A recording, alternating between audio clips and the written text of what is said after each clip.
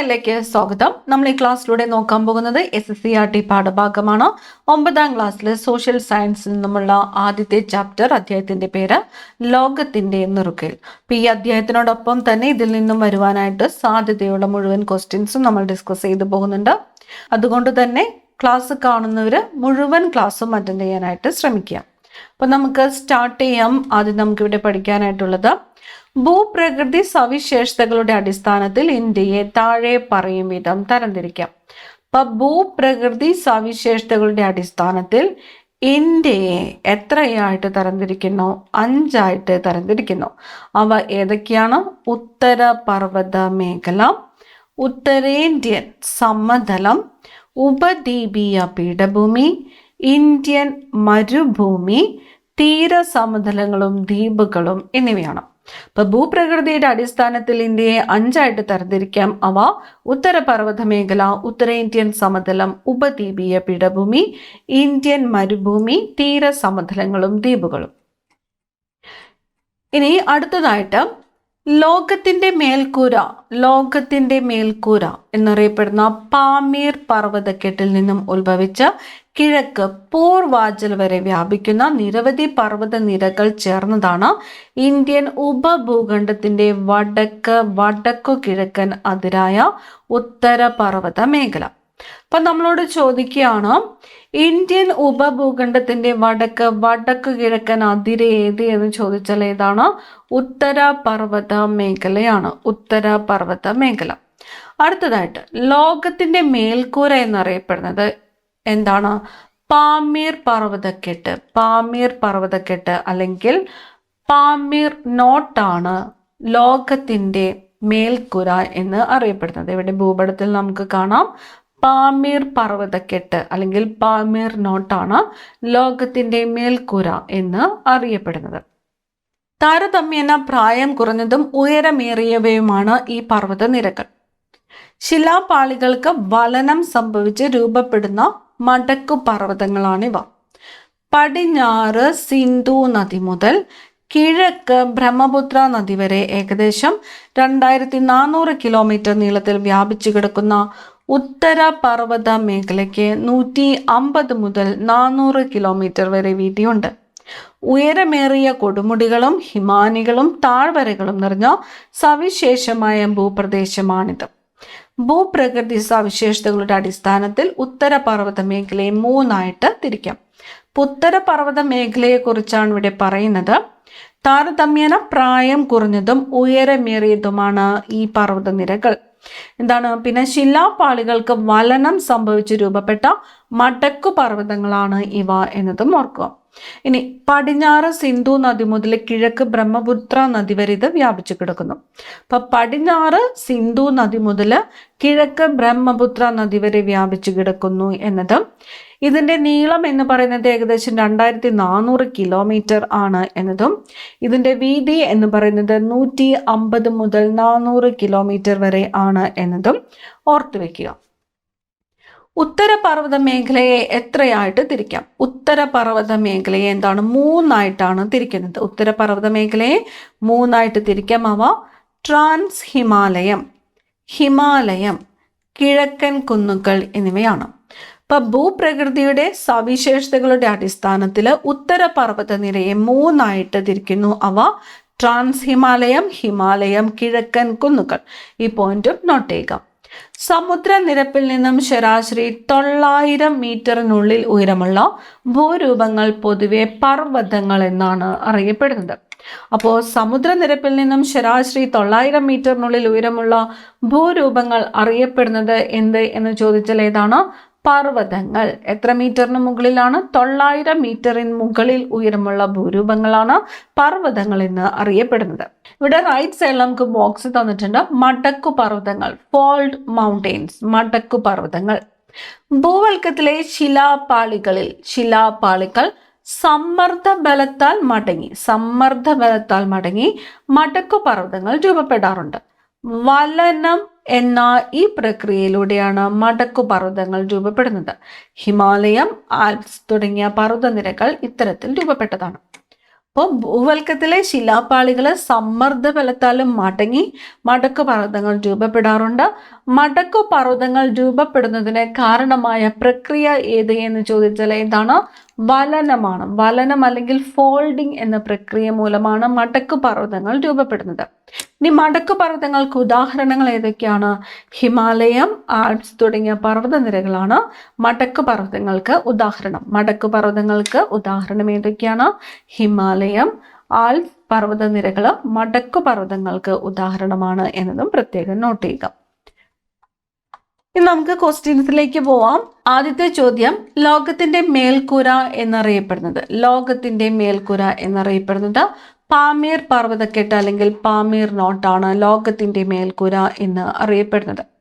സമുദ്രനിരപ്പിൽ നിന്നും ശരാശരി 900 മീറ്ററിന് മുകളിൽ ഉയർന്നു നിൽക്കുന്ന ഭൂവിഭാഗങ്ങൾ അറിയപ്പെടുന്നത് പർവ്വതങ്ങൾ. എത്ര മീറ്ററിന് മുകളിലാണ്? 900 മീറ്ററിന് മുകളിൽ. ഭൂവൽക്കത്തിലെ ചലനങ്ങൾ കാരണം പാർശ്വിക മർദ്ദത്താൽ ശിലാപാളികൾ മടങ്ങി ഉയർന്നു രൂപപ്പെടുന്ന പർവ്വതങ്ങൾ അറിയപ്പെടുന്നത് മടക്കു പർവ്വതങ്ങൾ അല്ലെങ്കിൽ ഫോൾട്ട് മൗണ്ടെയിൻസ് എന്നാണ്. ഭൂവൽക്കത്തിലെ ചലനങ്ങൾ കാരണം പാർശ്വിക മർദ്ദത്താൽ ശിലാപാളികൾ മടങ്ങി ഉയർന്നു രൂപപ്പെടുന്ന പർവ്വതങ്ങളാണ് മടക്കു പർവ്വതങ്ങൾ അഥവാ ഫോൾട്ട് മൗണ്ടെയിൻസ്. ലോകത്തിലെ ഏറ്റവും പ്രായം കുറഞ്ഞതും ഉയരം കൂടിയതുമായ മടക്കു പർവ്വത നിരയാണ് ഹിമാലയം. ലോകത്തിലെ ഏറ്റവും പ്രായം കുറഞ്ഞത് അതുപോലെ ഉയരം കൂടിയതുമായ മടക്കു പർവ്വത നിരയാണ് ഏത്? ഹിമാലയം. അപ്പോൾ ഹിമാലയം ഏത് മലനിരകൾക്കാണ് ഉദാഹരണം? മടക്കു പർവ്വതത്തിനാണ് ഉദാഹരണം. ഹിമാലയം, ആൽപ്സ്, ആൻഡീസ് എന്നിവ ഏത് തരം പർവ്വതങ്ങൾക്ക് ഉദാഹരണമാണ് എന്ന് ചോദിച്ചാൽ മടക്കു പർവ്വതങ്ങൾക്ക് ഉദാഹരണമാണ്. ഹിമാലയം ഏകദേശം എത്ര കിലോമീറ്റർ നീളത്തിലാണ് വ്യാപിച്ചു കിടക്കുന്നത്? ഹിമാലയം ഏകദേശം 2400 കിലോമീറ്റർ നീളം. ഹിമാലയത്തിന്റെ നീളം 2400 കിലോമീറ്റർ. മടക്കു പർവ്വതങ്ങൾ രൂപം കൊള്ളുന്ന പ്രക്രിയ അറിയപ്പെടുന്നത് വലനം അല്ലെങ്കിൽ ഫോൾഡിംഗ് എന്നാണ്. മടക്കു പർവ്വതങ്ങൾ രൂപം കൊള്ളുന്ന പ്രക്രിയയാണ് വലനം അഥവാ ഫോൾഡിംഗ് എന്നത്. ഹിമാലയൻ പർവ്വതനിരകളെ പ്രധാനമായും എത്ര ഭാഗമായിട്ടാണ് തിരിക്കുന്നത്? ഹിമാലയൻ പർവ്വതനിരകൾ 3ആയിട്ടാണ് തിരിച്ചിരിക്കുന്നത്. അവ ഏതെല്ലാമാണ്? ട്രാൻസ് ഹിമാലയം, ഹിമാലയം, കിഴക്കൻ മലനിരകൾ എന്നിവയാണ്. ട്രാൻസ് ഹിമാലയം, കിഴക്കൻ മലനിരകൾ. നമുക്ക് ടെക്സ്റ്റിലേക്ക് പോവാം. ഏറ്റവും വടക്കു കാണപ്പെടുന്ന ട്രാൻസ് ഹിമാലയം ടിബറ്റൻ ഹിമാലയം എന്നും അറിയപ്പെടുന്നു. ശരാശരി 3000 മീറ്റർ ഉയരമുള്ള ട്രാൻസ് ഹിമാലയത്തിന് ഏകദേശം 40 കിലോമീറ്റർ വീതിയും 965 കിലോമീറ്റർ നീളവുമുണ്ട്. കാരക്കോറം നിര ഹിമാലയ പർവ്വതത്തെ പാമീർ പർവ്വതക്കെട്ടുമായിട്ട് ബന്ധിപ്പിക്കുന്നു. ഈ ഭൂപടത്തിൽ നോക്കുമ്പോൾ ഇവിടെ കാണുന്ന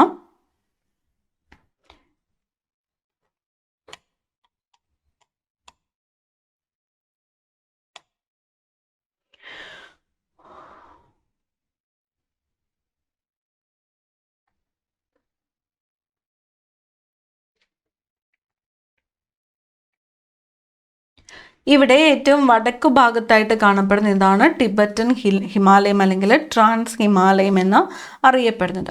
ഇപ്പം ഇവിടെ പടിഞ്ഞാറ് നിന്നും കിഴക്കോട്ട് സമാന്തരമായിട്ട് പോകുന്ന ഈ 3 മലനിരകൾ, മുകളിലെത്തിയത് ഹിമാദ്രി, നടുക്ക് ഹിമാചൽ, ഏറ്റവും താഴെ സിവാലിക്.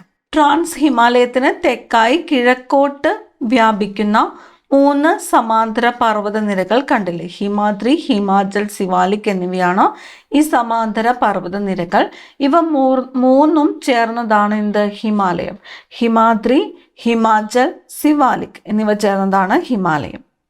ഹിമാലയ നിരകളിൽ ഏറ്റവും തെക്കായുള്ളതും ഗംഗാ സമതലത്തിന് അതിരെ നിലകൊള്ളുന്നതുമായ സിവാലിക് നിരയ്ക്ക് ഏകദേശം 60 മുതൽ 150 കിലോമീറ്റർ വരെ വീതിയുണ്ട്. ഹിമാലയത്തിന്റെ ഏറ്റവും പുറമെയുള്ള ഭാഗമായതിനാൽ ഇതിനെ ഔട്ടർ ഹിമാലയം എന്നറിയപ്പെടുന്നു. അപ്പോൾ ഔട്ടർ ഹിമാലയം എന്നറിയപ്പെടുന്നത് ഏതാണ്? സിവാലിക് നിരയാണ് ഔട്ടർ ഹിമാലയം എന്ന് അറിയപ്പെടുന്നത്. ഇനി സിവാലിക്കിന് വടക്കായിട്ട് സമുദ്രനിരപ്പിൽ നിന്ന് 3500 മുതൽ 4500 മീറ്റർ വരെ ശരാശരി ഉയരമുള്ള പർവ്വത നിരയാണ് എന്ത്? ഹിമാചൽ. ലെസർ ഹിമാലയം എന്നും അറിയപ്പെടുന്ന ഈ നിരയ്ക്ക് ഏകദേശം 60 മുതൽ 80 കിലോമീറ്റർ വരെ വീതിയുണ്ട്. അപ്പോൾ ലെസർ ഹിമാലയം എന്നറിയപ്പെടുന്നത് ഏതാണ്? ഹിമാചലാണ്. ഔട്ടർ ഹിമാലയം എന്നറിയപ്പെടുന്നത് സിവാലിക് ആണ്. ലെസർ ഹിമാലയം എന്നറിയപ്പെടുന്നത് ഹിമാചലാണ്. ഇനി ഗ്രേറ്റർ ഹിമാലയം അല്ലെങ്കിൽ ഇന്നർ ഹിമാലയം എന്നീ പേരുകളിൽ കൂടി അറിയപ്പെടുന്ന ഹിമാദ്രി സമുദ്രനിരപ്പിൽ നിന്ന് ഏകദേശം 6100 മീറ്ററിന് മുകളിൽ ഉയരമുള്ള പർവ്വതനിരയാണ്. ഏകദേശം 25 കിലോമീറ്റർ ആണ് ഇതിൻ്റെ വീതി. മഞ്ഞു മൂടപ്പെട്ട പർവ്വതങ്ങളാണിവ. ലോകത്തിലെ ഉയരമേറിയ മിക്ക കൊടുമുടികളും കാണപ്പെടുന്നത് ഈ നിരയിലാണ്. ഉയരമേറിയ മിക്ക കൊടുമുടികളും കാണപ്പെടുന്നത് ഏത് നിരയിലാണ്? ഹിമാദ്രിയിലാണ് കാണപ്പെടുന്നത്. ഹിമാദ്രി അറിയപ്പെടുന്ന മറ്റു 2 പേരുകളാണ് ഗ്രേറ്റർ ഹിമാലയം എന്നും ഇന്നർ ഹിമാലയം എന്നും. ഇനി ഇവിടെ റൈറ്റ് സൈഡിൽ തന്നിരിക്കുന്നു ശിലാമണ്ഡല ഫലകങ്ങൾ, ടെക്ടോണിക് പ്ലേറ്റ്സ്. ഭൂവൽക്കവും മാന്റിലിന്റെ മുകൾ ഭാഗവും ചേർന്നതാണ് ശിലാമണ്ഡലം. ശിലാമണ്ഡലം എന്താണ്? ഭൂവൽക്കവും മാന്റിലിന്റെ മുകൾ ഭാഗവും ചേർന്നതാണ് ശിലാമണ്ഡലം. ശിലാമണ്ഡലം ചെറുതും വലുതുമായ കഷ്ണങ്ങളായിട്ടാണ് നിലകൊള്ളുന്നത്. അനേകായിരം കിലോമീറ്റർ വിസ്തൃതിയും ഏകദേശം 100 കിലോമീറ്റർ വരെ കനവുമുള്ള ഈ ശിലാമണ്ഡല ഭാഗങ്ങളെയാണ് ശിലാമണ്ഡല ഫലകങ്ങൾ എന്ന് വിളിക്കുന്നത്. ഇവ വൻകര ഭാഗം ഉൾക്കൊള്ളുന്നതോ കടൽത്തറ ഭാഗം ഉൾക്കൊള്ളുന്നതോ വൻകരയും കടൽ തറയും ഉൾക്കൊള്ളുന്നതോ ആകാം. ഇനി ഇവിടെ ഹിമാലയത്തിന്റെ പിറവി എന്ന് പറഞ്ഞിട്ട് നമുക്ക് പഠിക്കാനായിട്ട്, ലോകത്തിലെ ഉയരമേറിയ പർവ്വതനിരകളിൽ ഒന്നായ ഹിമാലയം ഇന്നും വളർന്നുകൊണ്ടിരിക്കുകയാണ് എന്നറിയാമോ? ഹിമാലയം ഇന്നും വളർന്നുകൊണ്ടിരിക്കുകയാണ്. ഭൗമശിലാപാളികളുടെ ചലനം അല്ലെങ്കിൽ പ്ലേറ്റ് ടെക്ടോണിക്സ് ആണ് ഇതിന് കാരണം.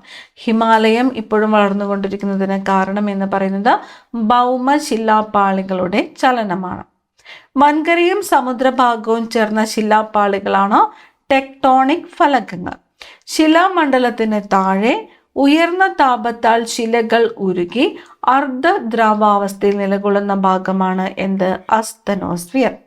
അസ്തനോസ്ഫിയറിന് മുകളിലൂടെ ടെക്ടോണിക് ഫലകങ്ങൾ സാവധാനം ചലിച്ചുകൊണ്ടിരിക്കുന്നു. ഏതിന് മുകളിലൂടെയാണ്? അസ്തനോസ്ഫിയറിന് മുകളിലൂടെയാണ് ടെക്ടോണിക് ഫലകങ്ങൾ സാവധാനം ചലിച്ചുകൊണ്ടിരിക്കുന്നത്. അപ്പൊ ഭൗമശിലാപാളികളുടെ ചലനമാണ് ഹിമാലയത്തിന് ഉയരം കൂടുന്നതിന് കാരണം. വൻകരയും സമുദ്രഭാഗവും ചേർന്ന ശിലാപാളികളാണ് ടെക്ടോണിക് ഫലകങ്ങൾ. ശിലാമണ്ഡലത്തിന് താഴെ ഉയർന്ന താപത്താൽ ശിലകൾ ഉരുകി അർദ്ധദ്രവാവസ്ഥയിൽ നിലകൊള്ളുന്ന ഭാഗമാണ് അസ്തനോസ്ഫിയർ. ഇനി ഈ അസ്തനോസ്ഫിയറിന് മുകളിലൂടെയാണ് ടെക്ടോണിക് ഫലകങ്ങൾ സാവധാനം ചലിച്ചുകൊണ്ടിരിക്കുന്നത്. ഫലകചലനം മൂലം ഫലക അതിരുകളിൽ പർവ്വത രൂപീകരണം പോലുള്ള ഭൗമ പ്രവർത്തനങ്ങൾ സജീവമാണ്. 3 തരം ഫലക അതിരുകളാണ് ഉള്ളത്. 3 തരം ഫലക അതിരുകളാണുള്ളത്. അവ ഏതൊക്കെയാണ്? സംയോജക സീമ, വിയോജക സീമ, ഛേദക സീമ എന്നിവയാണ്. സംയോജക സീമ, വിയോജക സീമ, ഛേദക സീമ. ഇവിടെ തന്നിരിക്കുന്നു ഫലകങ്ങൾ തമ്മിൽ അടുക്കുന്ന അതിരുകളുള്ളതാണ് എന്ത്? സംയോജിക സീമ, കൺവർജന്റ് മാർജിൻ. എന്താണ്? ഫലകങ്ങൾ തമ്മിൽ അടുക്കുന്ന അതിരുകളാണ് സംയോജക മാർജിൻ അല്ലെങ്കിൽ സംയോജക സീമ അല്ലെങ്കിൽ കൺവർജന്റ് മാർജിൻ എന്നറിയപ്പെടുന്നത്. ഇനി വിയോജക സീമ, ഡൈവർജന്റ് മാർജിൻ എന്താണ്? ഫലകങ്ങൾ തമ്മിൽ അകലുന്ന അതിരുകളുള്ളതാണ്. ഇവ തമ്മിൽ അകന്നു പോകുന്നതാണ് എന്ത്? വിയോജക സീമ. ഛേദക സീമ, ട്രാൻസ്ഫോം മാർജിൻ എന്താണ്? ഫലകങ്ങൾ തമ്മിൽ തിരശ്ചീനമായിട്ട് ഉരസി മാറുന്നു. ഇവ തമ്മിൽ എന്താണ്? ഉരസി മാറുകയാണ് ചെയ്യുന്നത്. അതെന്താണ്? ഛേദക സീമ അല്ലെങ്കിൽ ട്രാൻസ്ഫോം സീമ. അപ്പൊ സംയോജക സീമ എന്താണ്? ഫലകങ്ങൾ തമ്മിൽ അടുക്കുന്നു. വിയോജക സീമ ഫലകങ്ങൾ തമ്മിൽ അകലുന്നു. ഛേദക സീമ എന്ന് പറയുന്നത് ഫലകങ്ങൾ തിരശ്ചീനമായിട്ട് ഉരസി മാറുന്ന അതിരുകളാണ്. സംയോജക സീമകളിൽ ശിലാമണ്ഡല ഫലകങ്ങളുടെ സമ്മർദ്ദ ഫലമായി ശിലാപാളികൾക്ക് വലനം സംഭവിക്കാറുണ്ട്. ഇതുമൂലം രൂപപ്പെടുന്ന പർവ്വതനിരകളാണ് മടക്കു പർവ്വതങ്ങൾ. അപ്പൊ മടക്കു പർവ്വതങ്ങളുടെ രൂപീകരണത്തിന് കാരണമാകുന്നത് എന്താണ്? സംയോജക സീമകളാണ്. സംയോജക സീമകളിൽ ശിലാമണ്ഡല ഫലകങ്ങളുടെ സമ്മർദ്ദ ഫലമായിട്ട് ശിലാപാളികൾക്ക് വലനം സംഭവിച്ചിട്ടാണ് എന്ത് രൂപപ്പെടുന്നത്? മടക്കു പർവ്വതങ്ങൾ രൂപപ്പെടുന്നത്. ഇവിടെ ലെഫ്റ്റ് സൈഡിൽ നോക്കുക, ഇന്ത്യൻ ഫലകവും യൂറേഷ്യൻ ഫലകവും ഇവ തമ്മിൽ അടുത്ത് വരുന്നു. അപ്പോൾ ഇവിടെ ടെത്തീസ് എന്ന സമുദ്രഭാഗമാണ് ഉണ്ടായിരുന്നത്. അപ്പം ഇവിടെ ഇതിങ്ങനെ അടുത്ത് വന്ന് എന്ത് സംഭവിക്കുന്നു? ഇതിങ്ങനെ അടുത്ത് വരുമ്പോൾ ഈ ടെത്തീസ് സമുദ്രത്തിൻ്റെ അടിത്തട്ട് മടങ്ങിയിട്ട് ഉയർന്നു വരുവാനായിട്ട് തുടങ്ങി. അങ്ങനെയാണ് എന്ത് ഹിമാലയ പർവ്വതം രൂപം കൊണ്ടത്. സമുദ്രത്തിന്റെ പേര് ഓർത്തു വയ്ക്കുക, ടെത്തീസ് സമുദ്രമാണ്. ടെത്തീസ് സമുദ്രം. ഏകദേശം 150-160 ദശലക്ഷം വർഷങ്ങൾക്ക് മുമ്പ് ഉപദ്വീപീയ ഇന്ത്യയും ആസ്ട്രേലിയൻ വൻകരയും ഉൾപ്പെടുന്ന ഇന്ത്യൻ ഫലകത്തിന്റെ സ്ഥാനം ദക്ഷിണാർദ്ധഗോളത്തിലായിരുന്നു. പിന്നീട് ഇത് വടക്കോട്ട് നീങ്ങി യുറേഷ്യൻ ഫലകത്തിനടുത്തെത്തിയപ്പോൾ ഫലകത്തിന്റെ അടുത്തെത്തിയപ്പോൾ ഈ രണ്ടു ഫലകങ്ങളുടെയും ഇടയിൽ നിലകൊണ്ടിരുന്ന ടെത്തീസ് സമുദ്രം അതിൻ്റെ അടിത്തട്ട് മടങ്ങി ഉയർന്നു വരുവാൻ തുടങ്ങി. അങ്ങനെയാണ് ഹിമാലയ പർവ്വതം രൂപപ്പെട്ടത്. നമുക്ക് ക്വസ്റ്റ്യൻ ആൻഡ് ആൻസേഴ്സിലേക്ക് പോവാം.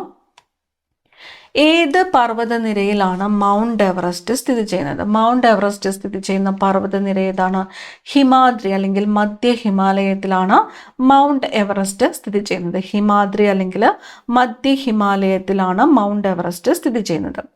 ടിബറ്റൻ ഹിമാലയം എന്നറിയപ്പെടുന്നത് ട്രാൻസ് ഹിമാലയമാണ്. ടിബറ്റൻ ഹിമാലയം എന്നറിയപ്പെടുന്നത് ട്രാൻസ് ഹിമാലയം. ട്രാൻസ് ഹിമാലയത്തിന് തെക്കായി സ്ഥിതി ചെയ്യുന്ന 3 സമാന്തര പർവ്വത നിരകൾ ഏതെല്ലാമാണ്? ട്രാൻസ് ഹിമാലയത്തിന് തെക്കായിട്ട് സ്ഥിതി ചെയ്യുന്ന ഏതൊക്കെയാണ്? ഹിമാദ്രി, ഹിമാചൽ, സിവാലിക് എന്നിവയാണ്. ഹിമാദ്രി, ഹിമാചൽ, സിവാലിക്. ഔട്ടർ ഹിമാലയ എന്നറിയപ്പെടുന്ന ഹിമാലയൻ നിര ഔട്ടർ ഹിമാലയ സിവാലിക് ആണ്. ലെസർ ഹിമാലയം എന്നറിയപ്പെടുന്ന ഏതാണ്? ഹിമാചലാണ്. ലെസർ ഹിമാലയം ഹിമാചൽ. ഹിമാദ്രിയുടെ ശരാശരി ഉയരം എത്രയാണ്? ഹിമാദ്രിയുടെ ശരാശരി ഉയരം സമുദ്രനിരപ്പിൽ നിന്ന് 6100 മീറ്ററിലധികമാണ്. സമുദ്രനിരപ്പിൽ നിന്ന് 6100 മീറ്ററിലധികം. ലോകത്തിലെ ഏറ്റവും ഉയരം കൂടിയ കൊടുമുടികൾ സ്ഥിതി ചെയ്യുന്ന പ്രധാന പർവ്വത നിര ഏത് എന്ന് ചോദിച്ചാൽ ഏതാണ്? ഹിമാദ്രിയാണ്. ഹിമാദ്രിയിലാണ് ഉയരം കൂടിയ കൊടുമുടികൾ സ്ഥിതി ചെയ്യുന്നത്. ലോകത്തിലെ ഉയരമേറിയ പർവ്വത നിരകളിൽ ഒന്നായ ഹിമാലയം ഇന്നും വളർന്നുകൊണ്ടിരിക്കുന്നു. കാരണം എന്താണ്? ഭൗമശിലാപാളികളുടെ ചലനമാണ്. പ്ലേറ്റ് ടെക്ടോണിക് ആണ്. ലോകത്തിലെ ഉയരമേറിയ പർവ്വത നിരകളിൽ ഒന്നായ ഹിമാലയം ഇന്നും വളർന്നുകൊണ്ടിരിക്കുന്നതിന് കാരണം. ശിലാമണ്ഡലത്തിന് താഴെ ഉയർന്ന താപത്താൽ ശിലകൾ ഉരുകി അർദ്ധ ദ്രവാവസ്ഥയിൽ നിലകൊള്ളുന്ന ഭാഗമാണ് അസ്തനോസ്ഫിയർ. ശിലാമണ്ഡലത്തിന് താഴെ ഉയർന്ന താപത്താൽ ശിലകൾ ഉരുകി അർദ്ധ ദ്രവാവസ്ഥയിൽ നിലകൊള്ളുന്ന ഭാഗം അസ്തനോസ്ഫിയർ. ആഴമേറിയതും ചെങ്കുത്തായ വശങ്ങളോട് കൂടിയമായ താഴ്വരകൾ നമുക്ക് പഠിക്കാനുള്ള ഭാഗമാണ്. അപ്പോൾ നമുക്ക് ടെക്സ്റ്റ് ബുക്കിലേക്ക് പോവാം. ഗിരികന്ധരങ്ങൾ. അടുത്തത് നമുക്ക് പഠിക്കേണ്ടത് ഗിരികന്ധരങ്ങളാണ്. ആഴമേറിയതും ചെങ്കുത്തായ വശങ്ങളോട് കൂടിയതുമായ താഴ്വരകളാണ് ഗിരികന്ധരങ്ങൾ. സിന്ധു, ഗംഗ, സത്ലജ് തുടങ്ങിയ നദികൾ അപരദനത്തിലൂടെ ഹിമാലയ പർവ്വതനിരയ്ക്ക് കുറുകെ ഗിരികന്ധരങ്ങൾ സൃഷ്ടിക്കുന്നു. ഇപ്പൊ ഹിമാലയ നിരയ്ക്ക് കുറുകെ ഗിരികന്ധരങ്ങൾ സൃഷ്ടിക്കുന്ന നദികൾ ഏതൊക്കെയാണ്? സിന്ധു, ഗംഗ, സത്ലജ് തുടങ്ങിയ നദികളാണ്. ഏതൊക്കെ നദികളാണ്? സിന്ധു, ഗംഗ, സത്ലജ്. അപരദന പ്രക്രിയയിലൂടെയാണ് ഹിമാലയ പർവ്വതനിരയ്ക്ക് കുറുകെ ഗിരികന്ധരങ്ങൾ സൃഷ്ടിക്കപ്പെടുന്നത്.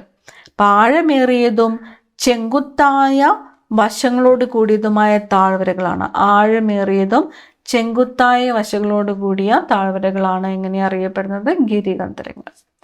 ഹിമാലയവും പ്രാദേശിക വിഭാഗങ്ങളും. ഹിമാലയത്തിൽ നിന്നും ഉത്ഭവിക്കുന്ന നദികൾ പർവ്വതനിരകൾക്ക് കുറുകെ ആഴമേറിയ താഴ്വരകൾ അതായത് ഗിരികന്ധരങ്ങൾ നിർമ്മിച്ചുകൊണ്ടിരിക്കുന്നു.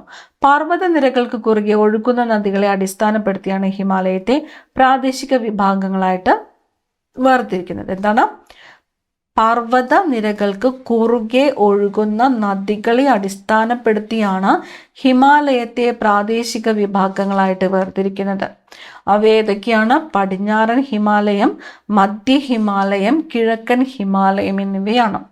പടിഞ്ഞാറൻ ഹിമാലയം, മധ്യ ഹിമാലയം, കിഴക്കൻ ഹിമാലയം.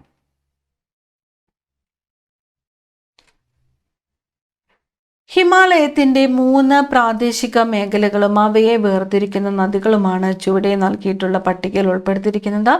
ഭൂപടം നിരീക്ഷിച്ച് 3 പ്രാദേശിക മേഖലകളും അവയെ വേർതിരിക്കുന്ന നദികളുടെയും സ്ഥാനം കണ്ടെത്തി ഇന്ത്യയുടെ ഭൂപടത്തിൽ വരച്ചു ചേർക്കും.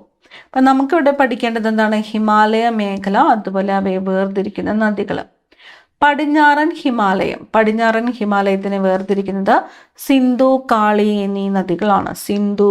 ഇപ്പം ഇവിടെ നോക്കാം, ഇവിടെ ഗ്രീൻ കളറിലുള്ളതാണ്. ഗ്രീൻ കളറിലുള്ള പ്രദേശങ്ങളാണ് പടിഞ്ഞാറൻ ഹിമാലയം. അതുപോലെ ഇവിടെ ഒരു യെല്ലോ കളറിൽ ഇവിടെ കാണിച്ചിരിക്കുന്നതാണ് എന്ത്? മധ്യ ഹിമാലയം. മധ്യ ഹിമാലയം. ഗ്രേ കളറിൽ ഇവിടെ കാണിച്ചിരിക്കുന്നത് എന്ത്?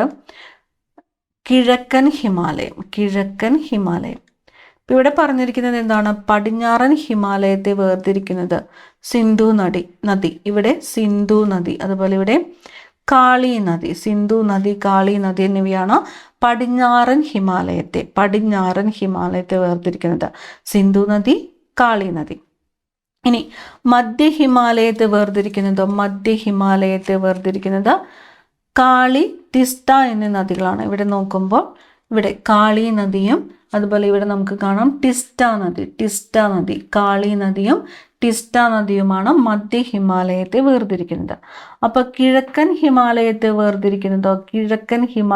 വേർതിരിക്കുന്നത് ഇവിടെ നമുക്ക് തന്നിട്ടുണ്ട്. ഏതൊക്കെ നദികളാണ്? ടിസ്റ്റ, ബ്രഹ്മപുത്ര നദികൾ എന്നിവയാണ് കിഴക്കൻ ഹിമാലയത്തെ വേർതിരിക്കുന്നത്. ഇവിടെ ടിസ്റ്റ നദി. ഇവിടെ ഏത് നദിയാണ് വരുന്നത്? ബ്രഹ്മപുത്ര നദിയാണ് ഇവിടെ വരുന്നത്. ബ്രഹ്മപുത്ര. അപ്പം കിഴക്കൻ ഹിമാലയത്തെ വേർതിരിക്കുന്നത് ടിസ്റ്റ നദിയും ബ്രഹ്മപുത്ര നദിയുമാണ്. ബ്രഹ്മപുത്ര നദി. കിഴക്കൻ ഹിമാലയത്തെ വേർതിരിക്കുന്നത് ടിസ്റ്റ നദിയും ബ്രഹ്മപുത്ര നദിയുമാണ്. അപ്പം പടിഞ്ഞാറൻ ഹിമാലയത്തെ വേർതിരിക്കുന്നത് ഇവിടെ പടിഞ്ഞാറ് സിന്ധു നദി, ഇവിടെ കാളി നദി. മധ്യ ഹിമാലയം വേർതിരിക്കുന്നത് ഇവിടെ കാളി നദി, അതുപോലെ ഇവിടെ എന്താണ്? ടിസ്റ്റ നദി. കിഴക്കൻ ഹിമാലയം ടിസ്റ്റ നദി, ഇവിടെ ബ്രഹ്മപുത്ര നദി. ജമ്മു കാശ്മീരിന്റെ വടക്ക് സിന്ധു നദീ താഴ്വര മുതൽ ഉത്തരാഖണ്ഡിന്റെ കിഴക്ക് കാളി നദീ താഴ്വര വരെ ഉൾപ്പെടുന്ന പടിഞ്ഞാറൻ ഹിമാലയത്തെ കാശ്മീർ ഹിമാലയം, ഹിമാചൽ ഹിമാലയം, ഉത്തരാഖണ്ഡ് ഹിമാലയം എന്നിങ്ങനെ 3 മേഖലകളായിട്ട് തിരിക്കാം. കാശ്മീർ ഹിമാലയം ജമ്മു കാശ്മീർ, ലഡാക്ക് പ്രദേശത്ത് ഏകദേശം 3.5 ലക്ഷം ചതുരശ്ര കിലോമീറ്റർ വിസ്തൃതിയിൽ വ്യാപിച്ചു കിടക്കുന്ന കാശ്മീർ ഹിമാലയത്തിന് ഏകദേശം 700 കിലോമീറ്റർ നീളവും 500 കിലോമീറ്റർ വീതിയുമുണ്ട്. മഞ്ഞുമൂടിയ കൊടുമുടികളും താഴ്വരകളും മലനിരകളും നിറഞ്ഞ കാശ്മീർ ഹിമാലയത്തിലെ പ്രധാന പർവ്വതനിരയാണ് കാരക്കോറം, സസ്കർ, ലഡാക്ക്, പീർ പാഞ്ചൽ എന്നിവ. കാശ്മീർ ഹിമാലയത്തിലെ പ്രധാന പർവ്വതനിരകളാണ് കാരക്കോറം, സസ്കർ, ലഡാക്ക്, പീർ പാഞ്ചൽ. ലോകത്തിലെ 2ാമത്തെ ഉയരമേറിയ കൊടുമുടിയായ മൗണ്ട് കേറ്റു അല്ലെങ്കിൽ ഗോഡ്വിൻ ഓസ്റ്റിൻ സ്ഥിതി ചെയ്യുന്നത് കാരക്കോറം നിരയിലാണ്. ഏറ്റവും പ്രധാനപ്പെട്ട ഒരു പോയിന്റാണ്. ഇതിൽ 3 പോയിന്റും പഠിക്കണം. ലോകത്തിലെ 2ാമത്തെ ഉയരമേറിയ കൊടുമുടിയായ മൗണ്ട് കേറ്റു അറിയപ്പെടുന്ന മറ്റൊരു പേരാണ് എന്ത്? ഗോഡ്വിൻ ഓസ്റ്റിൻ എന്നത്. ഗോഡ്വിൻ ഓസ്റ്റിന്റെ നീളം എന്ന് പറയുന്നത്, ഹൈറ്റ് എന്ന് പറയുന്നത് 8611 മീറ്റർ ആണ്. 8611 മീറ്റർ. മൗണ്ട് കേറ്റു ആണ് ഗോഡ്വിൻ ഓസ്റ്റിൻ എന്നറിയപ്പെടുന്നത്. ലോകത്തിലെ 2ാമത്തെ ഉയരമേറിയ കൊടുമുടിയാണ്. ഹൈറ്റ് വരുന്നത് 8611 മീറ്റർ. ഇത് സ്ഥിതി ചെയ്യുന്നതോ കാരക്കോറം നിരയിലാണ്. ഇത് സ്ഥിതി ചെയ്യുന്നത് ഏത് മലനിരയിലാണ് എന്ന് ചോദിക്കാറുണ്ട്. ഏത് മലനിരയിലാണ്? കാരക്കോറം പർവ്വതനിരയിലാണ് ഇത് സ്ഥിതി ചെയ്യുന്നത്. അപ്പൊ നമുക്ക് ഈ ഭാഗത്തെ ക്വസ്റ്റ്യൻസിലേക്ക് പോവാം. ആഴമേറിയതും ചെങ്കുത്തായ വശങ്ങളോട് കൂടിയതുമായ താഴ്വരകളാണ് ഗിരികന്ധരങ്ങൾ. ആഴമേറിയതും ചെങ്കുത്തായ വശങ്ങളോട് കൂടിയതുമായ താഴ്വരകളാണ് ഗിരികന്ധരങ്ങൾ.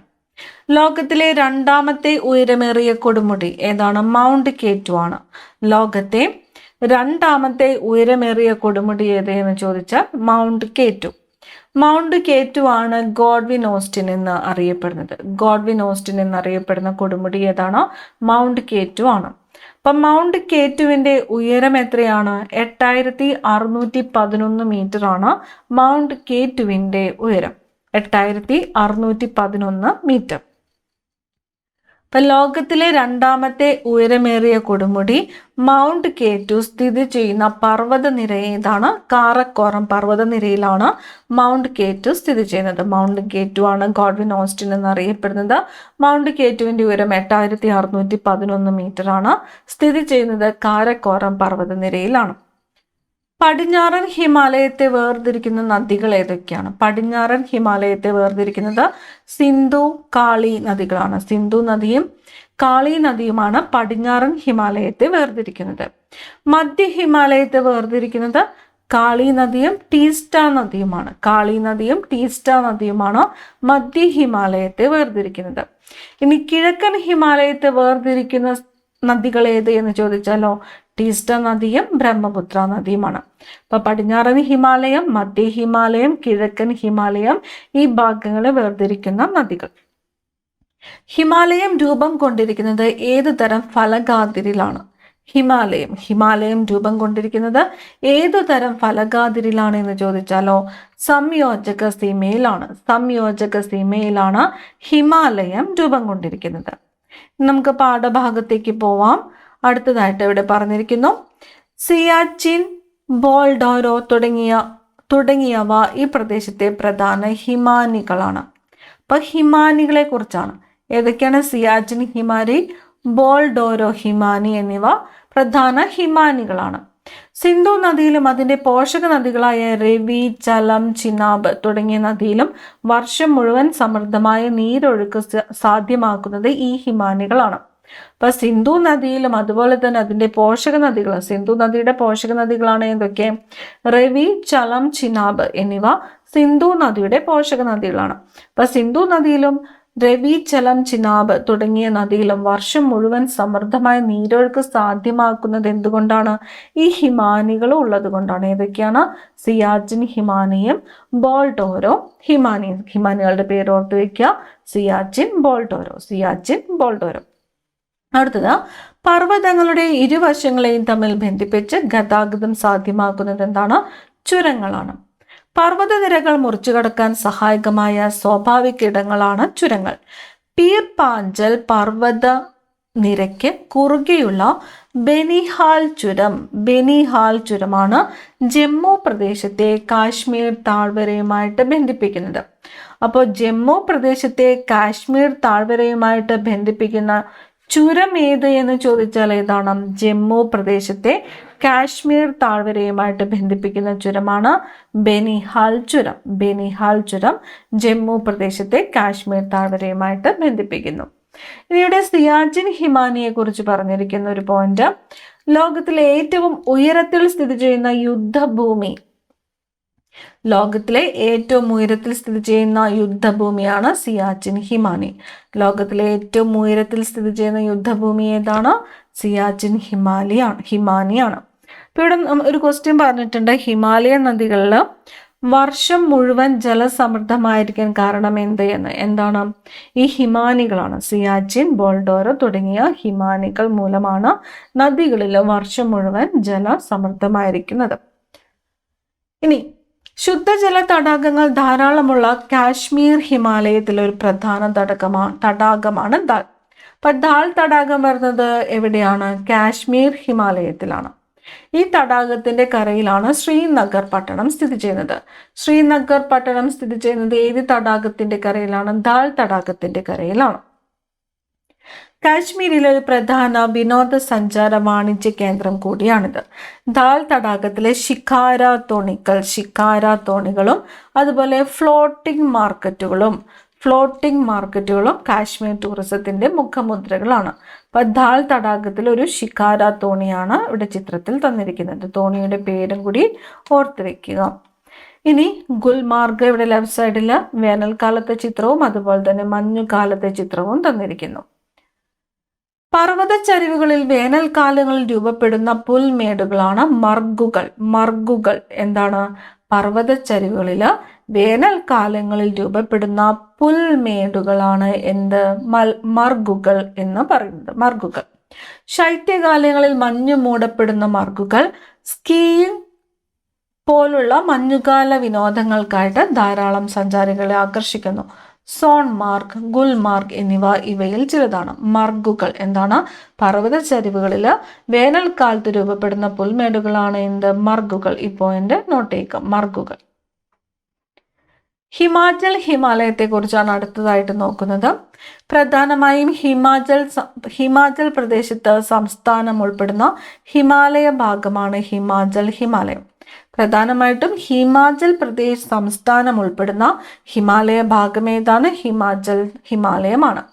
ഈ പർവ്വത പ്രദേശത്തെ പ്രധാന നദികളാണ് ചിനാബ്, രവി, ബിയാസ് എന്നിവ. ഈ പ്രദേശത്തെ പർവ്വത നിരകളാണ് ധൗളാധർ, പീർ പാഞ്ചൽ എന്നിവ. പർവ്വത ഭാഗങ്ങളിൽ അനേകം ശുദ്ധജല തടാകങ്ങൾ കാണാം. ചന്ദ്രതാൽ സൂരജ് താൽ എന്നിവ ഇവയിൽ ചിലതാണ്. ഏതൊക്കെയാണ്? ചന്ദ്രതാൽ, സൂരജ് താൽ. ഹിമാചൽ പ്രദേശിനെ ലഡാക്കുമായി ബന്ധിപ്പിക്കുന്ന ഭാരാലച്ചാല ചുരവും. അപ്പൊ ഹിമാചൽ പ്രദേശിനെ ലഡാക്കുമായിട്ട് ബന്ധിപ്പിക്കുന്ന ചുരം ഏതാണ്? ഭാരാലച്ചാല ചുരമാണ്. ഭാരാലച്ചാല ചുരമാണ് ഹിമാചൽ പ്രദേശിനെ എന്തുമായിട്ട് ബന്ധിപ്പിക്കുന്നത്? ലഡാക്കുമായിട്ട് ബന്ധിപ്പിക്കുന്നത്. കുളു താഴ്വരയെ ലാഹോൾ, സ്പിതി എന്നീ താഴ്വരകളുമായിട്ട് ബന്ധിപ്പിക്കുന്ന റോഹ്താങ് ചുരം. ഈ ഭാഗത്ത് പറഞ്ഞിരിക്കുന്നത് 2 ചുരങ്ങളെ കുറിച്ചാണ്. ഏതൊക്കെയാണ്? ഭാരാലച്ചാല ചുരം, അതുപോലെ തന്നെ റോഹ്താങ് ചുരം. ഇവ ഏതൊക്കെ സ്ഥലങ്ങളെ തമ്മിലാണ് ബന്ധിപ്പിക്കുന്നത് എന്ന് പ്രത്യേകം നോട്ട് ചെയ്യുക. കുളു, കാംഗ്ര, ലാഹുൽ തുടങ്ങിയ മനോഹരമായ താഴ്വരകളും സുഖവാസ കേന്ദ്രങ്ങളായ ഷിംല, മണാലി എന്നിവയും വിനോദസഞ്ചാരികളെ ആകർഷിക്കുന്ന ഇടങ്ങളാണ്. ശൈത്യവും മഞ്ഞുവീഴ്ചയും അനുഭവപ്പെടുന്ന ഈ പ്രദേശങ്ങളിൽ ഇടങ്ങളിലായിട്ട് ചൂട് നീരുറവുകൾ കാണപ്പെടുന്നുണ്ട്. ചൂട് നീരുറവുകൾ. ഇനി ഈ ചൂട് നീരുറവകൾ എങ്ങനെയാണ് രൂപപ്പെടുന്നത് എന്നാണ് ഇവിടെ പറഞ്ഞിരിക്കുന്നത്. മഴവെള്ളം ഭൂമിക്കടിയിലേക്ക് ഊർന്നിറങ്ങി ഭൂഗർഭ ജലത്തിന്റെ ഭാഗമാകുന്നു. പർവ്വത രൂപീകരണം പോലുള്ള ഭൗമ പ്രവർത്തനങ്ങൾ സജീവമായ ഇടങ്ങളിൽ ഭൗമോപരിതലത്തിന് അടിയിലെ ശിലാപാളികൾക്ക് എന്ത് സംഭവിക്കുന്നു? ചൂട് പിടിക്കുന്നു. ഈ ശിലകൾ ഭൂഗർഭജലത്തെ ചൂടാക്കുകയും ചെയ്യുന്നു. ഇങ്ങനെ ചൂട് പിടിച്ച ഭൂഗർഭജലം ഭൗമോപരിതലത്തിൽ ഉറവകളായി എത്തുന്നതാണ് എന്ത്? ചൂട് നീരുറവകൾ.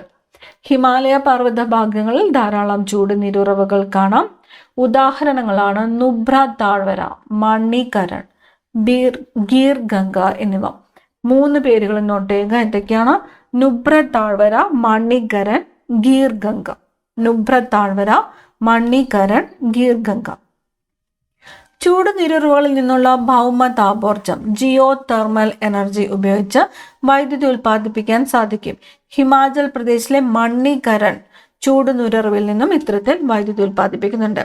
അപ്പൊ ചൂട് നീരുറവുകളിൽ നിന്നുമുള്ള ഭൗമ താപോർജം ഉപയോഗിച്ച് വൈദ്യുതി ഉൽപ്പാദിപ്പിക്കപ്പെടുന്ന ചൂട് നീരുറവ ഏതാണ്? ഹിമാചൽ പ്രദേശിലെ മണികരൺ ചൂട് നീരുറവ. മണികരൺ. അടുത്തത് ഉത്തരാഖണ്ഡ് ഹിമാലയം. സത്ലജ് നദി മുതൽ കാളി നദി വരെയുള്ള ഹിമാലയ പ്രദേശമാണ് ഉത്തരാഖണ്ഡ് ഹിമാലയം. ഇതിന്റെ പടിഞ്ഞാറ് ഭാഗം ഗഡ്വാൾ ഹിമാലയം എന്നും കിഴക്കൻ ഭാഗം കുമവോൺ ഹിമാലയം എന്നും അറിയപ്പെടുന്നു. അപ്പൊ സത്ലജ് നദി മുതൽ കാളി നദി വരെയുള്ള ഹിമാലയ പ്രദേശം ഉത്തരാഖണ്ഡ് ഹിമാലയമാണ്. ഇതിന്റെ പടിഞ്ഞാറ് ഭാഗം അറിയപ്പെടുന്നു ഗഡ്വാൾ ഹിമാലയം, കിഴക്കൻ ഭാഗം അറിയപ്പെടുന്നു കുമവോൺ ഹിമാലയം. നന്ദാദേവി, കാമറ്റ്, ബദ്രിനാഥ്, കേദാർനാഥ് തുടങ്ങിയ ഉയരമേറിയ കൊടുമുടികൾ ഉത്തരാഖണ്ഡ് ഹിമാലയത്തിൽ സ്ഥിതി ചെയ്യുന്നു. ഏതൊക്കെയാണ്? നന്ദാദേവി, കാമറ്റ്, ബദ്രിനാഥ്, കേദാർനാഥ്. എവിടെയാണ് സ്ഥിതി ചെയ്യുന്നത്? ഉത്തരാഖണ്ഡ് ഹിമാലയത്തിലാണ് സ്ഥിതി ചെയ്യുന്നത്. ഗംഗ, യമുന എന്നീ നദികളുടെ ഉത്ഭവസ്ഥാനമായ ഗംഗോത്രി, ഗംഗാ നദി ഗംഗോത്രി, യമുന നദിയുടെ ഉത്ഭവസ്ഥാനം യമുനോത്രി തുടങ്ങിയ ഹിമാനികളും നൈനിത്താൽ, ഭീംതാൽ തുടങ്ങിയ ശുദ്ധജല തടാകങ്ങളും ഈ മേഖലയിലുണ്ട്. നൈനിത്താലും ഭീംതാലും. ലെസർ ഹിമാലയത്തിനും സിവാലിക് മലനിരകൾക്കും ഇടയിൽ കാണപ്പെടുന്ന നിരപ്പായ താഴ്വരകളാണ് ഏത്? ഡൂണുകൾ. ഡൂണുകൾ എവിടെയാണ്? ലെസർ ഹിമാലയത്തിനും സിവാലിക് മലനിരകൾക്കും ഇടയിൽ, ലെസർ ഹിമാലയത്തിനും സിവാലിക് മലനിരകൾക്കും ഇടയിൽ കാണപ്പെടുന്ന നിരപ്പായ താഴ്വരകൾ അറിയപ്പെടുന്നത് ഡൂണുകൾ എന്നാണ്. ഉത്തരാഖണ്ഡ് സംസ്ഥാനത്തിലെ ഡെറാഡൂൺ ഇതിൽ പ്രധാനമാണ്. ഡെറാഡൂൺ ഏത് സംസ്ഥാനത്താണ്? ഉത്തരാഖണ്ഡ് സംസ്ഥാനത്തിലാണ്. ഉത്തരാഖണ്ഡ് സംസ്ഥാനത്തിലാണ് ഡെറാഡൂൺ സ്ഥിതി ചെയ്യുന്നത്. ഇവിടങ്ങളിലെ ഉയർന്ന പർവ്വത ചെരുവുകളിൽ കാണപ്പെടുന്ന വേനൽക്കാല പുൽമേടുകളാണ് ബുഗ്യാൽ. ബുഗ്യാൽ എന്താണ് പേര്? ബുഗ്യാൽ എന്നാണ് പേര്. ശൈത്യകാലത്ത് മഞ്ഞിനടിയിലാകുന്ന ബുഗ്യാലുകൾ പലയിടങ്ങളിലും വിനോദസഞ്ചാരത്തിനായിട്ട് പ്രയോജനപ്പെടുത്തുന്നു. അപ്പൊ ഈ പുൽമേടുകളുടെ പേരും കൂടി പ്രത്യേകം നോട്ട് ചെയ്യുക. എന്താണ്? ബുഗ്യാൽ എന്നാണ്. ബുഗ്യാൽ. ധയാര ബുഗ്യാൽ, ഗോൺസോൾ ബുഗ്യാൽ എന്നിവയാണ് പ്രധാനപ്പെട്ട വിനോദസഞ്ചാര കേന്ദ്രങ്ങൾ. ധയാര ബുഗ്യാൽ, ഗോർസോൺ ബുഗ്യാൽ. ബുഗ്യാലും ആട്ടിടയന്മാരും. ഹിമാലയത്തിൽ ഏകദേശം 3000 മുതൽ 4500 മീറ്റർ ഉയരത്തിനിടയിൽ കാണപ്പെടുന്ന പുൽമേടുകൾ ഗഡ്വാൾ മേഖലയിൽ ബുഗ്യാൽ എന്ന് അറിയപ്പെടുന്നു. പുൽമേടുകൾ ഉയരം 3000 മുതൽ 4500 മീറ്റർ ഉയരത്തിനിടയിൽ. ശൈത്യകാലങ്ങളിൽ മഞ്ഞു മൂടുന്ന ബുഗ്യാലുകൾ മഞ്ഞുരുകുന്നതോടെ പച്ച പുതച്ച് പുൽമേടുകളായി മാറുന്നു. ഈ അവസരങ്ങളിൽ താഴ്വരകളിൽ നിന്നും ആട്ടിടയന്മാർ വളർത്തുമൃഗങ്ങളുമായിട്ട് ബുഗ്യാലുകളിൽ എത്തുന്നു. താഴ്വാരങ്ങൾ വരണ്ടുണങ്ങുന്ന വേനൽക്കാലത്ത് സമൃദ്ധമായ പച്ചപ്പുള്ള ബുഗ്യാലുകളിൽ ഇവർ താൽക്കാലിക പാർപ്പിടങ്ങൾ ഒരുക്കി വളർത്തുമൃഗങ്ങളോടൊപ്പം താമസിക്കുന്നു. മഞ്ഞുകാലാരംഭത്തോടെ മലയിറങ്ങി അടുത്ത സീസൺ വരെ താഴ്വരകളിൽ വസിക്കുന്നു. അപ്പോൾ വളർത്തുമൃഗങ്ങളോടൊപ്പം താഴ്വാരങ്ങളിലേക്കും തിരികെ പർവ്വതങ്ങളിലെ പുൽമേടുകളിലേക്കും ഇടയന്മാരുടെ കാലിക ദേശാടനത്തെ ട്രാൻസ്ഹ്യൂമൻസ് എന്ന് വിളിക്കുന്നു. ഇനി മധ്യ ഹിമാലയം. കാളി നദി മുതൽ ടീസ്റ്റ നദി വരെയുള്ള ഹിമാലയ പ്രദേശമാണ് മധ്യ ഹിമാലയം. നേപ്പാൾ ഹിമാലയം എന്നും അറിയപ്പെടുന്നു. നേപ്പാൾ ഹിമാലയം എന്നറിയപ്പെടുന്നത് ഏത് ഹിമാലയമാണ്? മധ്യ ഹിമാലയമാണ് നേപ്പാൾ ഹിമാലയം എന്നും അറിയപ്പെടുന്നത്. മധ്യ ഹിമാലയമാണ് നേപ്പാൾ ഹിമാലയം എന്നും അറിയപ്പെടുന്നത്. മധ്യ ഹിമാലയത്തിന്റെ പടിഞ്ഞാറൻ സിക്കിം, ഡാർജിലിംഗ് പ്രദേശങ്ങൾ മാത്രമാണ് ഇന്ത്യയിൽ ഉൾപ്പെടുന്നത്. ലോകത്തിലെ ഏറ്റവും ഉയരം കൂടിയ കൊടുമുടിയായ മൗണ്ട് എവറസ്റ്റ് എവിടെയാണ്? നേപ്പാളിലാണ്. കാഞ്ചൻജംഗ പർവ്വതവും ഇന്ത്യ ചൈന അതിർത്തിയിൽ സ്ഥിതി ചെയ്യുന്ന നാഥുല ചുരവും ഈ പ്രദേശത്ത് സ്ഥിതി ചെയ്യുന്നു. ലോകത്തിലെ ഏറ്റവും ഉയരം കൂടിയ കൊടുമുടി ഏതാണ്? എവറസ്റ്റ് ആണ്. എവറസ്റ്റ് സ്ഥിതി ചെയ്യുന്ന രാജ്യം ഏതാണ്? നേപ്പാളാണ്. കുതിച്ചൊഴുകുന്ന ടിസ്റ്റയും വേഗത കൂടിയ നദിയാണ് ടിസ്റ്റ. അതിന്റെ നദീതീരതട്ടുകളും സിക്കിം ഹിമാലയത്തിന്റെ സവിശേഷതകളാണ്. ഈ പ്രദേശത്തിന്റെ ഭൂമിശാസ്ത്രപരമായ അനുകൂല സാഹചര്യങ്ങൾ തിരിച്ചറിഞ്ഞ ബ്രിട്ടീഷുകാർ കൊളോണിയൽ കാലത്തു തന്നെ ഇവിടങ്ങളിൽ തേയില കൃഷി ആരംഭിച്ചു. ഡാർജിലിംഗ് തേയില അന്താരാഷ്ട്ര തലത്തിൽ ഏറെ പ്രസിദ്ധമാണ്. കിഴക്കൻ ഹിമാലയം. പടിഞ്ഞാറൻ ഹിമാലയത്തെ അപേക്ഷിച്ച് ഉയരം കുറഞ്ഞ മലനിരകളായ കിഴക്കൻ ഹിമാലയം ഉയരം കുറഞ്ഞ മലനിരകൾ. ടീസ്റ്റ നദി മുതൽ കിഴക്ക് ബ്രഹ്മപുത്ര നദി വരെ കാണപ്പെടുന്നു. ആസാം ഹിമാലയം എന്നറിയപ്പെടുന്ന ഈ മേഖലയിലെ പ്രധാന കൊടുമുടിയാണ് നംജബർവയുടെ ഉയരം എത്രയാണ്? 7756 മീറ്റർ ആണ്. അപ്പൊ കിഴക്കൻ ഹിമാലയമാണ് എങ്ങനെയാ? ആസാം ഹിമാലയം എന്നറിയപ്പെടുന്നതോ കിഴക്കൻ ഹിമാലയമാണ്. അപ്പൊ കിഴക്കൻ ഹിമാലയത്തിലാണ് ഏത് സ്ഥിതി ചെയ്യുന്നത്? നഞ്ചബർവ സ്ഥിതി ചെയ്യുന്നത്. നഞ്ചബർവയുടെ ഹൈറ്റ് എത്രയാണ്? 7756 ആണ്. ബ്രഹ്മപുത്ര, കാമെങ്, ലോഹിത്, സുബൻസിരി എന്നിവയാണ് പ്രധാന നദികൾ. അരുണാചൽ പ്രദേശിനെ ടിബറ്റിലെ ലാസയുമായി ബന്ധിപ്പിക്കുന്ന ബോംഡില, മ്യാൻമാറുമായി ബന്ധിപ്പിക്കുന്ന ദിഫു തുടങ്ങിയ പ്രധാന ചുരങ്ങളാണ്. അടുത്തതായിട്ട് പൂർവാചൽ കുന്നുകൾ.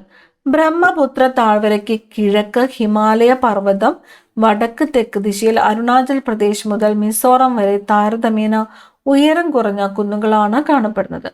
സമുദ്രനിരപ്പിൽ നിന്നും 500 മുതൽ 3000 മീറ്റർ വരെ ഉയരമുള്ള ഈ കുന്നുകൾ പൂർവാചൽ കുന്നുകൾ എന്ന് അറിയപ്പെടുന്നു. പട്കായിപ്പും, നാഗ കുന്നുകൾ, മീസോ കുന്നുകൾ, മണിപ്പൂർ കുന്നുകൾ എന്നിവയാണ് ഇവയിൽ പ്രധാനപ്പെട്ടവ. ലോകത്തിലെ ഏറ്റവും കൂടുതൽ മഴ ലഭിക്കുന്ന ചിറാപുഞ്ചി, മോസിൻട്രം എന്നീ പ്രദേശങ്ങളും ഇവിടെയാണ് സ്ഥിതി ചെയ്യുന്നത്. നദികൾ മുറിച്ചു കടക്കുന്നതിനായി മരങ്ങളുടെ വേരുകൾ, റൂട്ട് ബ്രിഡ്ജസ് ചേർത്ത് നിർമ്മിക്കുന്ന പാലങ്ങളാണ് ചിത്രത്തിൽ കാണിച്ചിരിക്കുന്നത്. ഈ പ്രദേശത്തെ മനുഷ്യ പ്രകൃതിയോട് എത്രമാത്രം ഇണങ്ങിയാണ് ജീവിക്കുന്നത് എന്നത് നേർക്കാഴ്ചയാണ്. മേഘാലയയിലെ വേരുകൊണ്ടുള്ള പാലം എവിടെയാണ്? മേഘാലയയിലാണ്. വേരുകൊണ്ടുള്ള പാലം എവിടെയാണ്? മേഘാലയം. കേബിൾ ലംജാവോ ചലിക്കുന്ന ദേശീയോദ്യാനം. വടക്കു കിഴക്കൻ ഇന്ത്യയിലെ ഒരു വലിയ ശുദ്ധജല തടാകമാണ് ലോക്തക്കിലാണ് കേബിൾ ലംജാവോ ദേശീയോദ്യാനം.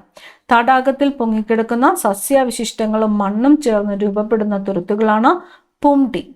ലോങ്തങ് തടാകത്തിലെ പുംടികളാണ് ഇവിടെ കാണിച്ചിരിക്കുന്നത്. മണ്ണും സസ്യാവശിഷ്ടങ്ങളും ചേർന്ന് രൂപപ്പെടുന്ന തുരുത്തുകളാണ് പുംടി. സസ്യങ്ങളും ചെറുജീവികളും പക്ഷികളും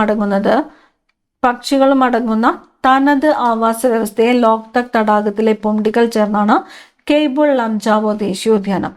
തണ്ണീർത്തട സംരക്ഷണത്തിനായുള്ള റാംസാർ പട്ടികയിൽ ഉൾപ്പെട്ട ഇടം കൂടിയാണിത്. ഉൾപ്പെട്ട പ്രദേശം കൂടിയാണിത്. ഇനി ക്വസ്റ്റ്യൻസിലേക്ക് പോവാം. ജമ്മു പ്രദേശത്തെ കാശ്മീർ താഴ്വരയുമായിട്ട് ബന്ധിപ്പിക്കുന്ന ചുരം ഏതാണ്? ബനിഹാൽ ചുരമാണ്. ജമ്മുവിനെ കാശ്മീർ താഴ്വരയുമായിട്ട് ബന്ധിപ്പിക്കുന്നു ബെനിഹാൽ ചുരം. ലോകത്തിലെ ഏറ്റവും ഉയരത്തിൽ സ്ഥിതി ചെയ്യുന്ന യുദ്ധഭൂമി ഏതാണ്? സിയാച്ചിനാണ്. സിയാച്ചിൻ. പർവ്വത ചെരുവുകളിൽ വേനൽക്കാലങ്ങളിൽ രൂപപ്പെടുന്ന പുൽമേടുകൾ മർഗുകൾ. ഹിമാചൽ പ്രദേശിനെ ലഡാക്കുമായി ബന്ധിപ്പിക്കുന്ന ചുരം ഏതാണ്? ഭാരാലച്ചാല ചുരമാണ്. ഭാരാലച്ചാല ചുരം. കുളു താഴ്വരയെ ലാഹോൾ, സ്പിതി എന്നീ താഴ്വരകളുമായി ബന്ധിപ്പിക്കുന്ന ചുരമാണ് റോഹ്താങ് ചുരം. റോഹ്താങ് ചുരം. ലെസർ ഹിമാലയത്തിനും സിവാലിക് മലനിരകൾക്കും ഇടയിൽ കാണപ്പെടുന്ന നിരപ്പായ താഴ്വരകളാണ് എന്ത്? ഡൂണുകൾ. ഉത്തരാഖണ്ഡ് സംസ്ഥാനത്തിലെ ഡെറാഡൂൺ ഇതിൽ പ്രസിദ്ധമാണ്. വളർത്തുമൃഗങ്ങൾക്കൊപ്പം താഴ്വരകളിലേക്കും തിരികെ പർവ്വത പ്രദേശങ്ങളിലെ പുൽമേടുകളിലേക്കുമുള്ള ഇടയന്മാരുടെ കാലിക കുടിയേറ്റം അറിയപ്പെടുന്നത് ട്രാൻസ്ഹ്യൂമൻസ്. കാളി നദി മുതൽ ടിസ്റ്റ നദി വരെയുള്ള ഹിമാലയ പ്രദേശം അറിയപ്പെടുന്നത് മധ്യ ഹിമാലയം എന്നാണ്. മധ്യ ഹിമാലയം അറിയപ്പെടുന്ന മറ്റൊരു പേരാണ് നേപ്പാൾ ഹിമാലയം. ലോകത്തിലെ ഏറ്റവും ഉയരം കൂടിയ കൊടുമുടിയായ മൗണ്ട് എവറസ്റ്റ് സ്ഥിതി ചെയ്യുന്ന രാജ്യം ഏതാണ്? നേപ്പാളാണ്. അരുണാചൽ പ്രദേശിനെ ടിബറ്റിലെ ലാസയുമായി ബന്ധിപ്പിക്കുന്ന ചുരം ബോംഡില ചുരമാണ്. ബോംഡില ചുരം.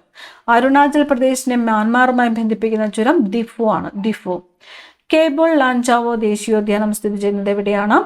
വടക്കു കിഴക്കൻ ഇന്ത്യയിലെ ഏറ്റവും വലിയ ശുദ്ധജല തടാകമായ ലോക് തക്കിലാണ് കേബിൾ ലാംജാവോ ദേശീയോദ്യാനം സ്ഥിതി ചെയ്യുന്നത്. കേബിൾ ലാംജാവോ ദേശീയോദ്യാനം ഫ്ലോട്ടിംഗ് ദേശീയോദ്യാനമാണ്. തടാകത്തിൽ പൊങ്ങിക്കിടക്കുന്ന സസ്യാവശിഷ്ടങ്ങളും മണ്ണും ചേർന്ന് രൂപപ്പെടുന്ന തുരുത്തുകൾ അറിയപ്പെടുന്നത് പുംടി. പുംടി. ഇനി കാലാവസ്ഥ. ഇന്ത്യയുടെ വടക്കൻ അതിരായ ഹിമാലയ പർവ്വതവും തുടർ പർവ്വതങ്ങളും ചേർന്ന് ഇന്ത്യൻ ഉപഭൂഖണ്ഡത്തിനും മധ്യേഷ്യയ്ക്കുമിടയിൽ ഒരു കാലാവസ്ഥ വിഭാജകം തീർക്കുന്നു.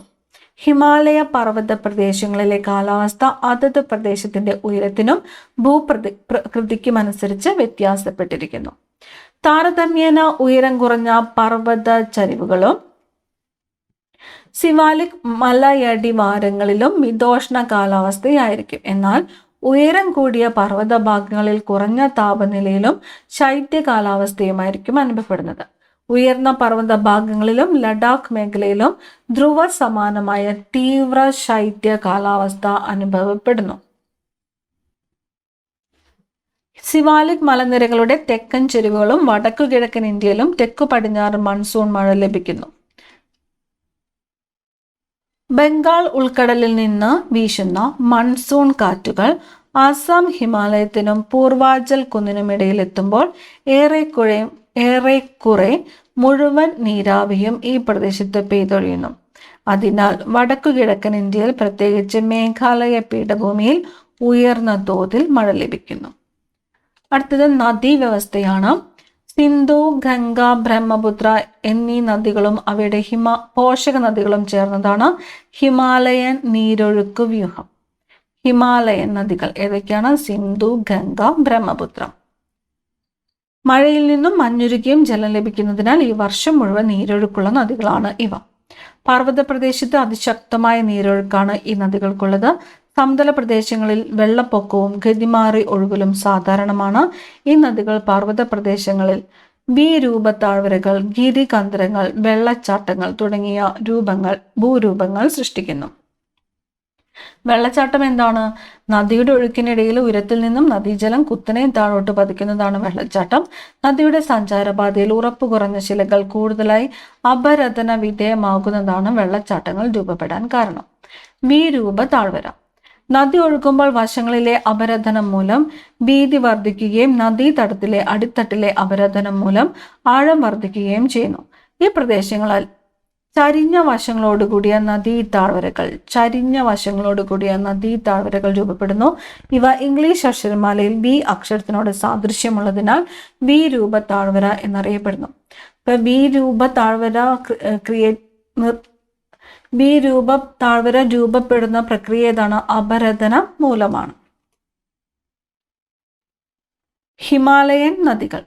മാനസ സരോവര തടാകത്തിനടുത്ത് ബൊഗർച്ചു ഹിമാനിയിൽ നിന്നും ഉത്ഭവിക്കുന്ന സിന്ധു നദി ഉത്ഭവിക്കുന്നത് ബൊഗർച്ചു ഹിമാനിയിൽ നിന്നുമാണ്.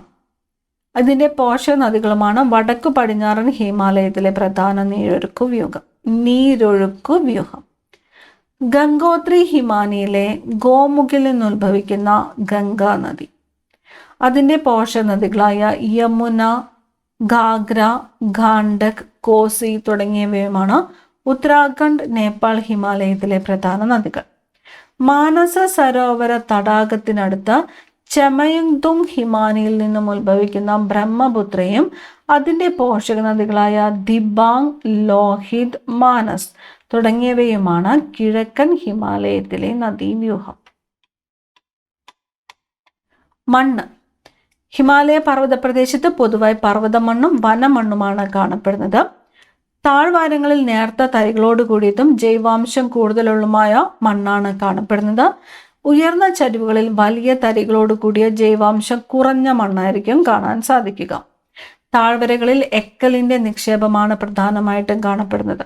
എക്കൽ കാശ്മീർ താഴ്വരയിലെ ഹിമാനികൾ നിക്ഷേപിക്കുന്ന അവസാദങ്ങളാണ് കരേവാസ്. നേർത്ത മണലും ജൈവാംശങ്ങളും നിറഞ്ഞ മണ്ണാണിത്. ഇവ കുങ്കുമപ്പൂ കൃഷിക്ക് അനുയോജ്യമാണ്. കുങ്കുമപ്പൂ കൃഷിക്ക് അനുയോജ്യമായ മണ്ണ് ഏതാണ്? കരേവാസ് ആണ്. പ്രത്യേകം നോട്ട് ചെയ്യുക, കരേവാസ് ആണ് കുങ്കുമപ്പൂ കൃഷിക്ക് അനുയോജ്യമായ മണ്ണ്. സസ്യജാലങ്ങൾ. ഉയരം, ഭൂപ്രകൃതി, മണ്ണിനം, കാലാവസ്ഥ തുടങ്ങിയ ഘടകങ്ങളിലെ വ്യത്യാസം ഹിമാലയ നിരകളിലെ സസ്യജാലങ്ങളിൽ പ്രാദേശിക വ്യത്യാസങ്ങൾ സൃഷ്ടിക്കുന്നു.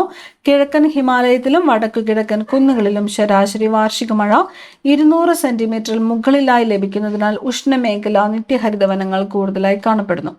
ഉയരം കൂടുന്നതിനനുസരിച്ച് ഊഷ്മാവ് കുറയുന്നതിനാൽ ഹിമാലയ പർവ്വത പ്രദേശങ്ങളിലെ നൈസർഗിക സസ്യജാലങ്ങളിലും അനുസൃതമായ മാറ്റം ദൃശ്യമാണ്. ഉയരത്തിനനുസരിച്ച് നിത്യഹരിതവനങ്ങൾ മുതൽ ശൈത്യമേഖല സസ്യജാലങ്ങളായ തുദ്ര വരെയുള്ള സസ്യജാലങ്ങളുടെ തുടർച്ച ഇവിടെ കാണാം. തുദ്ര.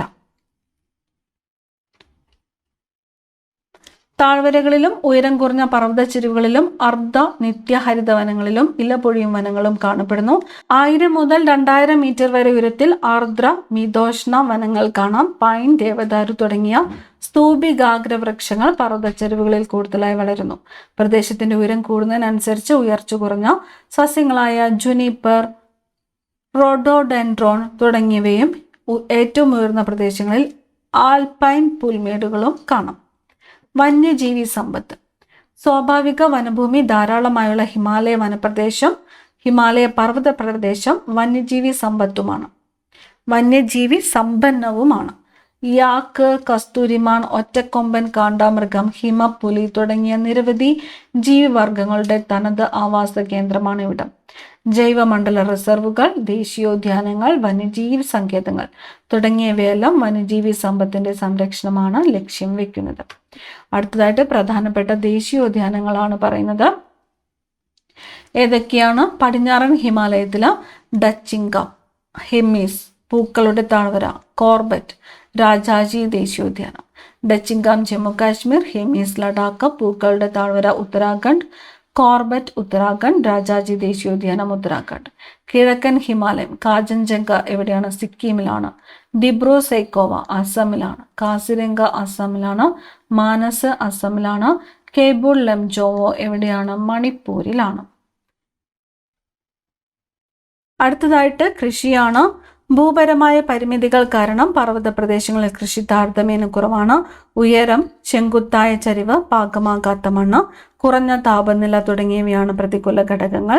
എന്നിരുന്നാലും ഈ പ്രദേശത്തെ ജനങ്ങൾ വിവിധ ഉപജീവന കൃഷികളിൽ ഏർപ്പെടുന്നു. പർവ്വത ചരിവുകൾ തട്ടുകളായി തിരിച്ച് ഓരോരോ പ്രദേശത്തിനും അനുയോജ്യമായ വിളകൾ കൃഷി ചെയ്യുന്നു. നെല്ല്, പയറുവർഗ്ഗങ്ങൾ, ഉരുളക്കിഴങ്ങ് എന്നിവ മഴക്കാലത്തും ഗോതമ്പ്, മിതോഷ്ണ പഴവർഗ്ഗങ്ങൾ എന്നിവ വസന്തകാലത്തും കൃഷി ചെയ്യുന്നു. കിഴക്കൻ ഹിമാലയത്തിന്റെ പർവ്വത ചരിവുകളും താഴ്വാരങ്ങളിലും പ്രത്യേകിച്ച് ആസാം, ഡാർജിലിംഗ് മേഖലകളിലും തേയില കൃഷിയാണ് കൂടുതലായിട്ടുള്ളത്. വടക്കു കിഴക്കൻ ഇന്ത്യയിലെ കുന്നുകളിൽ തദ്ദേശീയ ഗോത്ര ജനത സ്ഥാനമാറ്റ കൃഷി പോലുള്ള പരമ്പരാഗത കൃഷികൾ പിന്തുടരുന്നു. മൃഗപരിപാലനം. ഹിമാലയം പർവ്വത പ്രദേശങ്ങളിലെ ജനങ്ങളുടെ ഒരു പ്രധാന ജീവിത മാർഗമാണ് മൃഗപരിപാലനം. പ്രദേശത്തിന്റെ ഉയരക്രമം അനുസരിച്ച് കാലാവസ്ഥയിൽ മാറ്റം വരുന്നതിനാൽ വളർത്തുമൃഗങ്ങളുടെ ഇനത്തിലും മാറ്റം വരുന്നു.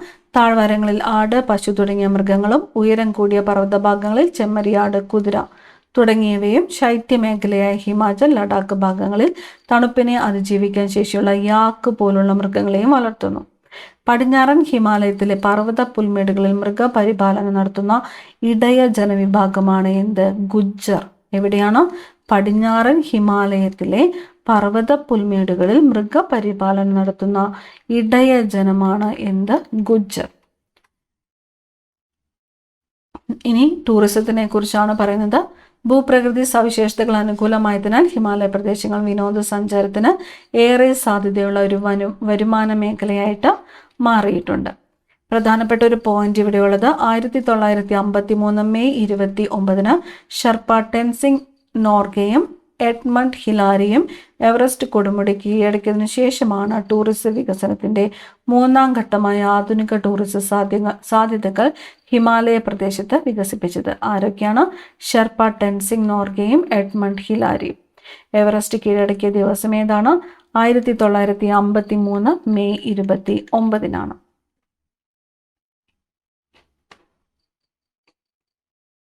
പർവ്വതങ്ങൾ പ്രതിബന്ധങ്ങളെല്ലാം മറിച്ച് പുറം ലോകത്തിലേക്കുള്ള കവാടങ്ങളാണ്.